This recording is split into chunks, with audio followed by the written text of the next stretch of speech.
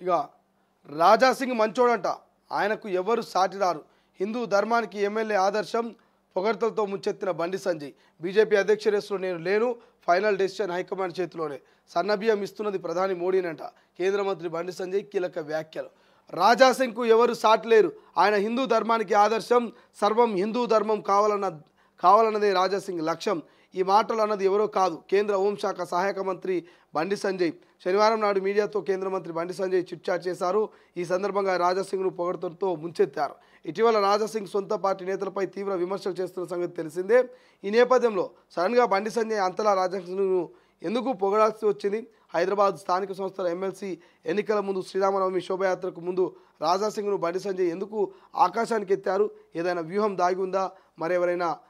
మరేదైనా mind game ఆడారా అనేది చర్చ నడుస్తుందట. బట్ ఏదేమైనా మీ అందరికీ తెలుసు రాజాసింగ్ గురించి.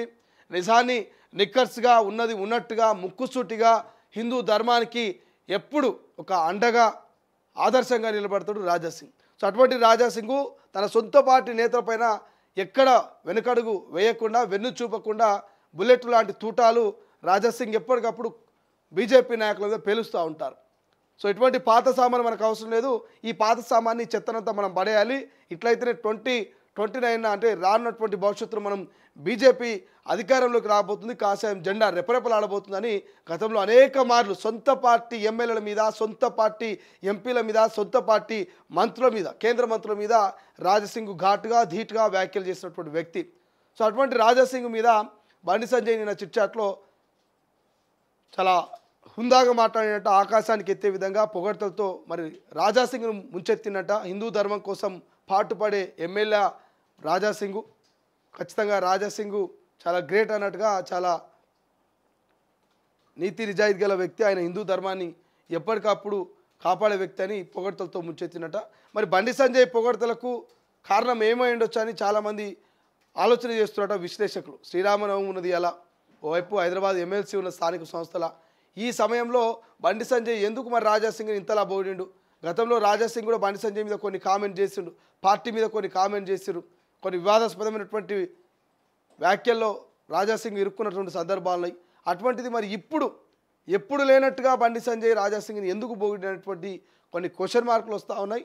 మరోవైపు ఈయన బండి సంజయ్ కూడా నాకు అధ్యక్షుడి రేసులో నేను లేను, నాకు ఇంట్రెస్ట్ లేదని చెప్తా ఉన్నాడు. బట్ ఫైనల్ డెసిషన్ హైకమాండ్ చేతిలో ఉంటుందంట. ఇక సన్నబియ్యం ఇస్తున్నది ప్రధాని మోడీనే అంటూ నిన్న అవే ప్రెస్ మీట్లో అదే చిట్చాట్లో కీలక వ్యాఖ్యలు చేస్తున్నారు. సో ఈ సన్నబియ్యం ఇష్యూ కూడా గ్రామాలు ఎక్కువ నడుస్తూ ఉంది. బీజేపీ వాళ్ళు మా మోదీ ఇస్తున్నాని, కాంగ్రెస్ వాళ్ళు మా రేవంత్ అన్న ఇస్తున్నాని, బీజేపీ వాళ్ళు మా మోదీ ఫోటో పెట్టాలని, కాంగ్రెస్ వాళ్ళు మా రేవంత్ అన్న ఫోటో పెట్టాలని, ఎవరికి వాళ్ళు యమునా తీరం అన్నట్టు సందులో సడమియ లెక్క సన్నబియ్యం పంపిణీలో బీజేపీ కాంగ్రెస్ నాయకుల హల్చలు ఎక్కువ కనిపిస్తూ ఉంది కొన్ని ఏరియాలలో. సో చూద్దాం మరి రాజాసింగ్ను ఏ ఉద్దేశంతో బండి సంజయ్ బొగిడేండు ఏందనేది భవిష్యత్తులో తెలుస్తుంది. రైట్. నా భార్యను ఎన్కౌంటర్ చేయండి, ఆమెతో పాటు శివను కూడా చంపండి, వాళ్ళిద్దరికీ అదే సరైన న్యాయం. పిల్లలకు విషమిచ్చి తాను ఆత్మహత్య నాటకాలు ఆడింది, పిల్లలు చనిపోయారంటే కంటి